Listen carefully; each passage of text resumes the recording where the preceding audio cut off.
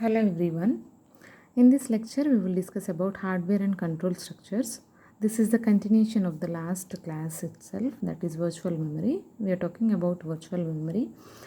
I have already discussed what is virtual memory, how it acts, everything, what are these hardware and control structure. Before watching this video you have to watch my previous virtual memory video, then only you will understand. Okay. A process may be broken up into the number of pieces, and these pieces need to be contiguously located in the main memory during the execution. The combination of the dynamic runtime address translation and the use of a page or segment tables permit this.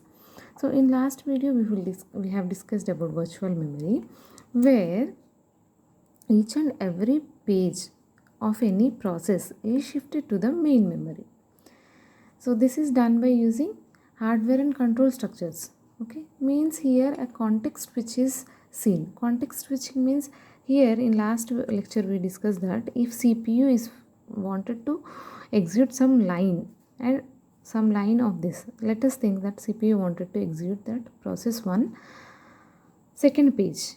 Okay, so here CPU will search in the page table, process 1 second page is not there here. So what it will do? It will leave the control. Control is given to the operating system. Means CPU will leave the process there itself. Okay. Till where it has executed, it will keep it in the context only. Okay. So later again operating system will put back the pages in the main memory and also update in the page table. Then again control is given to the CPU scheduler. So that time context switching will taking place. Means it will start executing from where it has left. Okay, this is nothing but context switching. It will store till where it has executed and from where it has to execute again. Okay, this is nothing but context switching.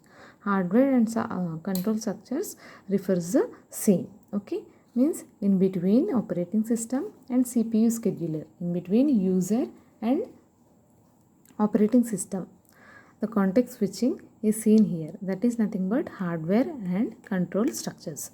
With virtual memory based on paging or segmentation, the job is left to the operating system and the hardware.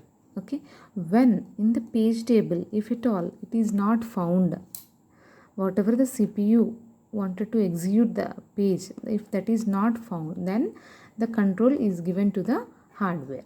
Okay, as far as the programmer is concerned, they are dealing with the huge memory associated with with the disk storage. The operating system automatically loads pieces into the main memory as required.